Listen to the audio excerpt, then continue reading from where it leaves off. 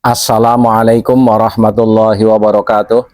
Saudara-saudaraku sebangsa dan setanah air, minggu-minggu terakhir ini Pak Hasto, Sekjen PDIP, menjadi trending topik dari beberapa persoalan-persoalan politik.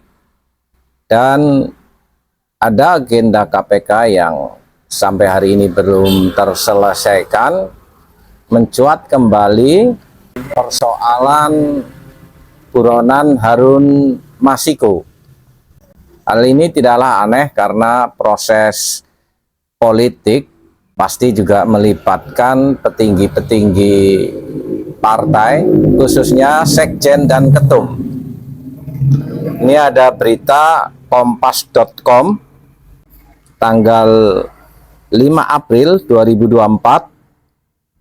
KPK minta Sekjen PDIP beri info soal keberadaan Harun Masiku. Akan langsung ditangkap.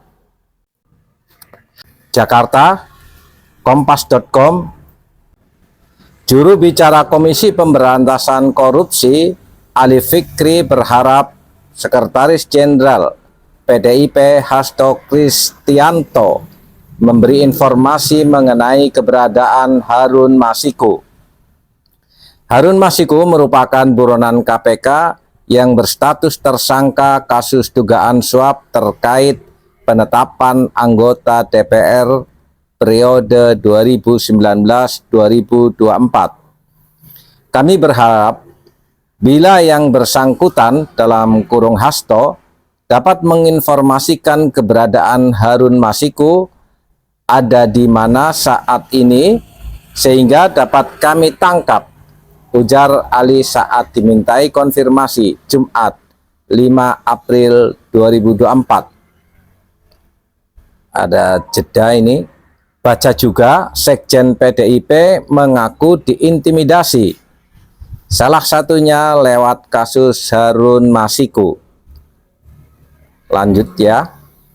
Ali menegaskan langkah KPK yang kerap bertanya soal keberadaan Harun Masiku ke Hasto bukanlah bentuk intimidasi, melainkan murni upaya penegakan hukum. Begitu Harun Masiku ditemukan, KPK akan langsung memprosesnya ke peradilan supaya ada kepastian hukum dalam kasus tersebut. Lantas, apakah KPK akan kembali memanggil Hasto dalam kasus Harun Masiku? Bila penyidik nanti membutuhkan kembali sebagai saksi, pasti juga dipanggil kembali, jawab Ali. Sebelumnya, Hasto Kristianto mengaku mendapat berbagai intimidasi karena mempersoalkan pelaksanaan pemilihan umum 2024. Berbagai intimidasi di dalam negeri ini sekarang makin kuat. Saya sendiri berkali-kali diintimidasi, kata Hasto dalam acara diskusi bertajuk Sing Waras, Sing Menang, Sabtu 30 Maret 2024. Hasto membeberkan ada sejumlah bentuk intimidasi yang ia terima, salah satunya dengan mengungkit kasus Harun Masiku. Hasto sempat beberapa kali dipanggil KPK terkait kasus tersebut. Kalau saya ini sudah diintimidasi, pertama masalah pajak, kedua Harun Masiku, saya sudah beri penjelasan, ujar Hasto. Ia menyebutkan intimidasi lain yang diterimanya adalah disebut-sebut terlibat dalam sebuah kasus oleh pengusaha yang pernah berfoto dengannya. Namun demikian, Hasto mengklaim bahwa beragam intimidasi yang dialaminya itu tidak membuat gentar. Bla bla bla bla, silakan baca sendiri, googling di berbagai mass media. Tentunya kita semuanya sudah memahami mana narasi-narasi politik yang dibangun oleh para politisi dan mana prosedur serta aturan main di dalam penegakan hukum. Terlebih di era modern seperti sekarang ini, semuanya serba terbuka. KPK kami anggap tetap akan profesional untuk memilah kepentingan hukum.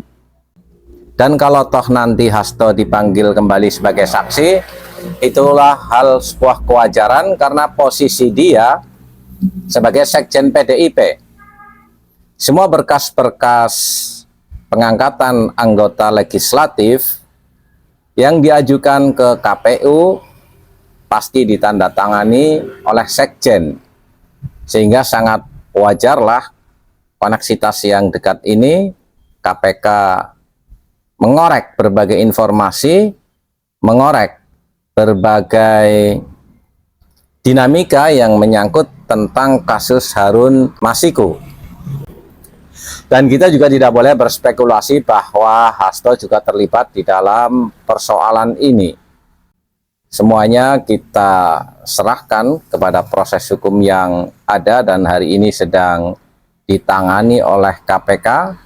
Bukankah ini lebih baik nanti agar bisa masuk ke proses peradilan dan status hukum seseorang menjadi lebih jelas sehingga bisa menerima hak-hak sebagai warga negara, tidak seperti sekarang ini menjadi buron dan menciptakan persepsi-persepsi liar apakah Harun Masiku disembunyikan atau kabur kemana. Kok hebat sekali sampai hari ini tidak terdeteksi keberadaannya, atau dalam pikiran nakal sudah dalam tanda petik dibinasakan. Mudah-mudahan ini tidak terjadi dan silahkan KPK lebih serius lagi. Ini kasus sudah lama. Wa'alaikum warahmatullahi wabarakatuh.